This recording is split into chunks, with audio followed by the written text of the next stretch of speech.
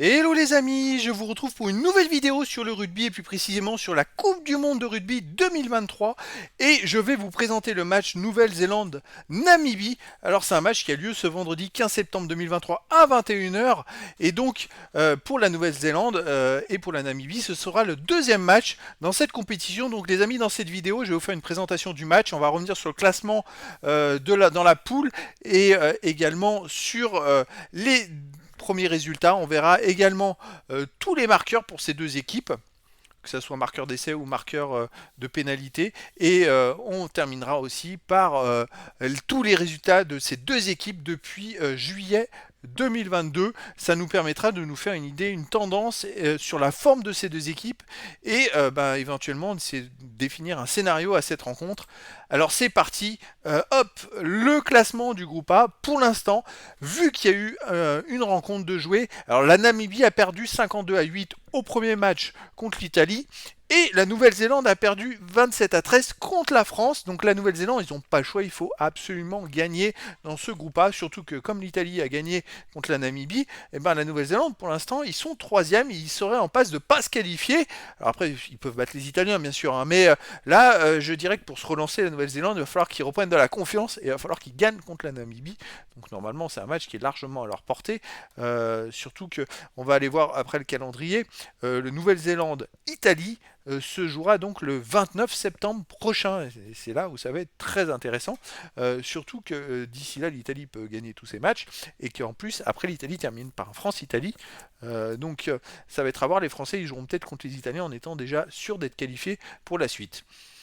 Hop, les marqueurs. Alors, les réalisateurs, ça comprend tous les essais plus les pénalités. Pour les deux équipes, on a Marc Téléa, qui est 8e meilleur marqueur avec 10 points.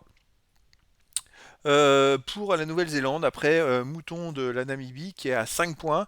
Et on a deux joueurs qui sont 53e. Voilà. Et sinon, Marc Téléa, il est aussi plus grand. C'est celui qui a marqué le plus d'essais. Il a marqué 2 essais dans cette Coupe du Monde. C'est plutôt pas mal pour lui. Meilleur marqueur d'essais pour l'instant. Et pour les buteurs, on a les deux joueurs des deux équipes qui ont 3 points. C'est Richie Munga et Tian Swanepoel qui sont 13e. Bon, il faut attendre que ça se décante d'ici quand toutes les équipes auront joué au moins 2 ou 3 matchs. Ça sera un peu plus intéressant au niveau de ces statistiques.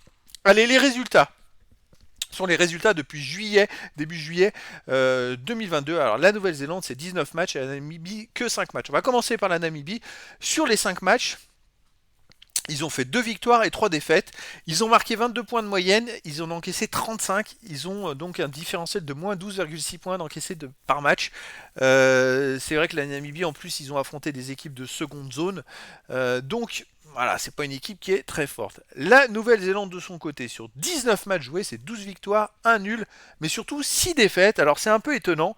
Ils ont surtout, il y a un an, ils avaient fait quelques défaites de suite en juillet et août. Après, ils ont enchaîné les victoires, les bons résultats, et puis là, ils ont enchaîné sur 2 contre-performances contre l'Afrique du Sud le 25 août dernier et 35-7, ils ont perdu, et contre la France, là, ils ont perdu 27-13. Bon, malgré ça, je les trouve moins forts qu'ils ont pu l'être dans d'autres Coupes du Monde où ils ont gagné je sais pas combien de Coupes du Monde. Hein. Mais malgré ça, ils tournent à 30,3 de moyenne et ils encaissent 22,3, ce qui fait un différentiel de plus 8 points. Donc c'est quand même une équipe qui a quand même... là, ils ont un peu le couteau sous la gorge, il faut gagner tous les matchs. Mais je pense qu'ils sont tellement largement au-dessus de la Namibie que la question à se poser, c'est pas qui va gagner ce match, mais de combien d'écart va-t-il y avoir dans ce match. En tout cas, ça risque d'être un match intéressant pour surtout la Nouvelle-Zélande puisse se relancer psychologiquement pour la suite.